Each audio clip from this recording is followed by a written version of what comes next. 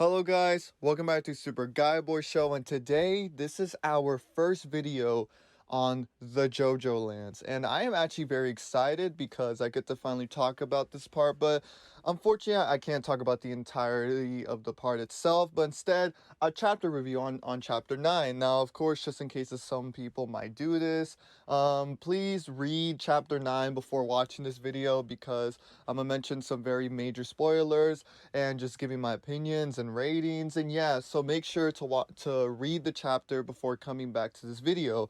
And yeah, let me get my quick opinions on chapter 9 of JoJo Lands. Now, I've been pretty hyped for this chapter ever since I read chapter 8, which in my opinion was the best one of part 9 so far. I had great interactions between the characters, great panels.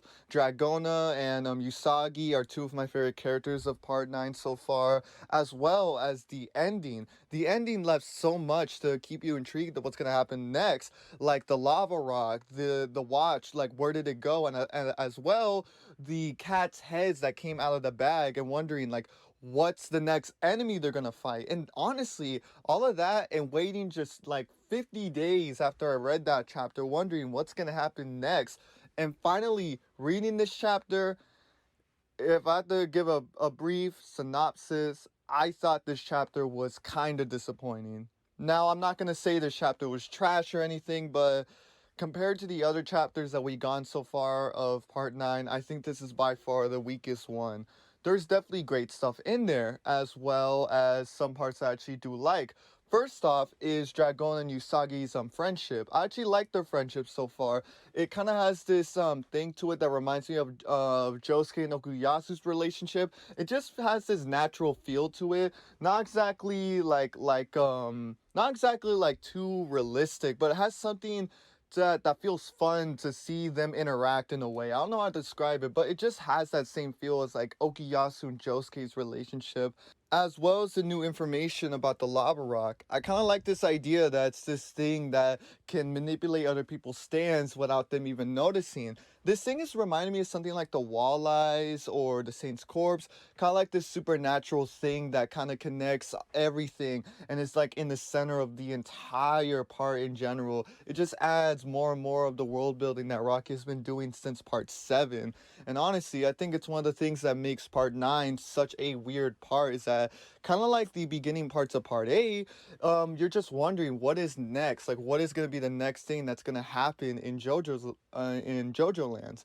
And that's really why I love this section about the lava rock, as well as the ending. I think the ending was really well done. I love the kind of switcheroo thing that they did, where it's like at first you're like wondering like, oh, what the wait a minute, is there two Pacos? I remember when I was reading the ending, and the second I got to this panel, I was like, what the fuck, did Araki sleep or something? Because I thought Araki did a mistake, but no, when that ending came out of nowhere and we're actually about to get to our next stand fight, and wow, what a fucking great review, honestly. It was done so well, as well as I love this, I think with the context of the ending, I love this part where the doppelganger Paco brings up this thing where he says that their new enemy might potentially be like this psychopath who's willing to kill his own cats or like his own allies just for his own doing, and is this dangerous person to be feared of. And to now know that that Paco who was with Jodio turned out to be a fake, and knowing that he's potentially like this psychopath who's willing to kill cats and put their heads in there, like that is a fucking reveal. That's a great reveal that honestly I've been waiting for. That is like that type of reveal that I love from Araki's writing, just keeping you surprised along the way. Honestly, that ending is probably my favorite part out of the entire chapter, in my opinion. But for the negatives I have very few, but there are really more of ones that keeps this chapter from being great, to me at least. I think that the watch subplot ended pretty disappointingly. I like the introduction. I like the setup from chapter 8, but I think that the way that they ended the watch subplot, I think, was very disappointing. I expected a bit more from it. I just feel like it ended way too quickly. I know it was there to just give us more information on the lava rock, but I just wish it was a bit more better the way they ended it. I wish Araki would have done something a bit more better than the way it actually did end, because I feel like the setup for chapter 8 was done fantastically, but the ending was very lukewarm in my opinion. But if there's another great quality I can say about this, the art style, as any JoJo reader knows, is great. A lot of great panels, a lot of great pages. Usagi does have some cursed faces. Like when I got to a panel when Usagi got a cursed face, I was like, it kind of reminded me of like Tsurugi when he had cursed panels all over JoJolion. So yeah, Usagi's gonna be the cursed character of this part probably.